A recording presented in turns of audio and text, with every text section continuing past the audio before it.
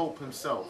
This was viewed by many as the corruption of the church. So from the local pastor to the big papa in Rome, the Pope, this helped the Catholic Church get their weight back up. Now, I just got this, but in another book, them books that's written by Chick Publications, jotting them joints from your man Xavier, or whatever, what's his name? Rivera.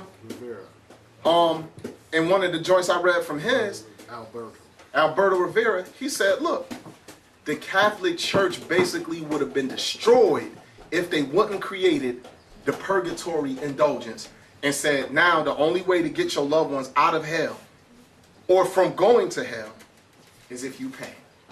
The more you pay, the better chance you got of them getting out of hell. That's not evil? You mean to tell me that's not the love of money?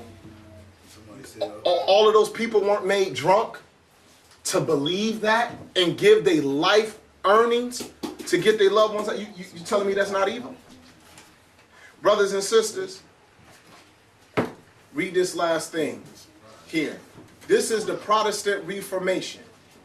This, just read what's in that bracket. This is why, this is how the Catholic Church became what she considers herself the mother of all Christian denominations. Because besides her, this was the next quote-unquote Christian denomination, the Lutherans or the Protestants. Go ahead.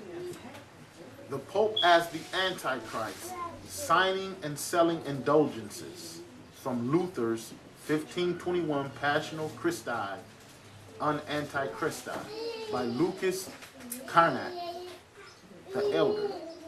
The false doctrine and scandalous conduct of the pardoners were an immediate occasion of the Protestant Reformation. In 1517, Pope Leo X offered indulgences for those who gave alms to rebuild St. Peter's Basilica in Rome.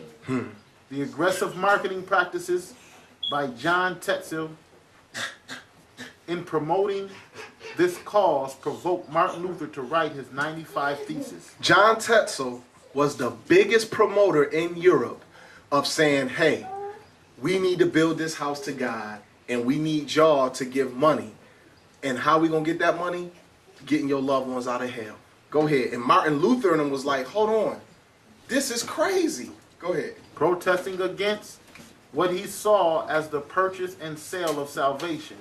In Thesis 28, Luther objected to a saying attributed to Tetzel. Quote, as soon as a coin in the coffer rings, a soul from purgatory springs. Did y'all hear that? This was his saying, and it said there was an aggressive marketing campaign. Y'all know what that is? Yeah. That's commercials. Advertisements. Today, that's commercials on TV. Back then, city to city, town to town, village to village. Hey, every time a coin in the coffer rings, like when it hit that bling, out of purgatory, a soul springs. Meaning every penny you give is going to help somebody get out of hell. If that's not a lie, straight out of hell. If that is not the love of money at its purest form, I don't know what is. Go ahead, man.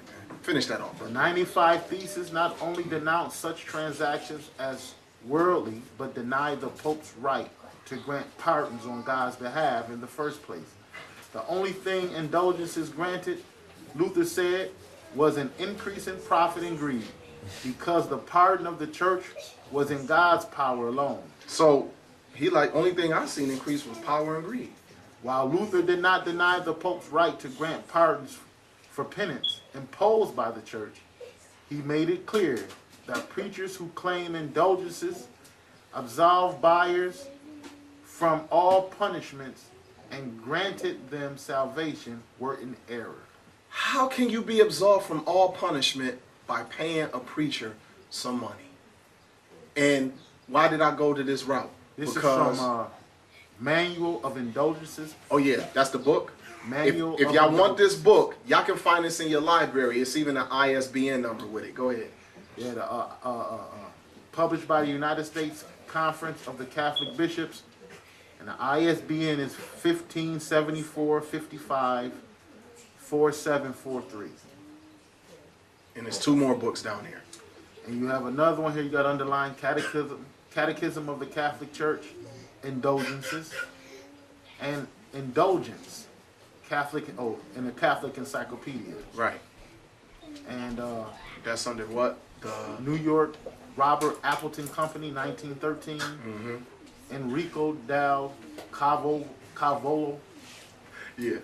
The Historical Origin of Indulgences. So just so you can know, you can find this stuff on your own. That woman promotes that gain is godliness. You mean it, and her daughters do exactly what their mother did. Now, in the beginning, you read about avarice. Avarice. Right? Yeah. Now, what exactly is that again? Avarice is covetousness and greediness and the pathological desire to obtain for yourself property and assets that don't even belong to you. Now that's AVA rice. Yes. Now that is the definition for money. The love when of you money look it up. and mammon. Right. It was deified. But Right. because it wasn't just a coin. No. You know what I mean? It's not just a paper. When you think of dollar, you may think of a coin or a paper dollar.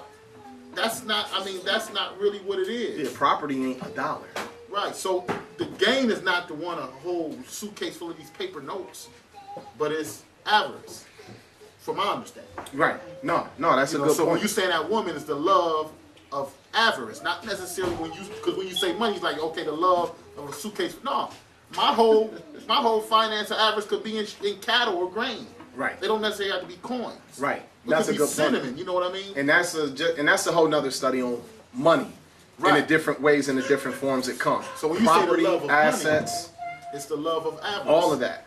Brothers and sisters, the root of all evil versus the root of all good is the love of money, which is that woman riding that beast in Revelation 17, versus wisdom, which is what we are going to have in order to win the fight against her and to really follow Christ into the kingdom of the Father. So I thank y'all for your time, and I hope that y'all all have been edified by the information the Most High allowed to be put.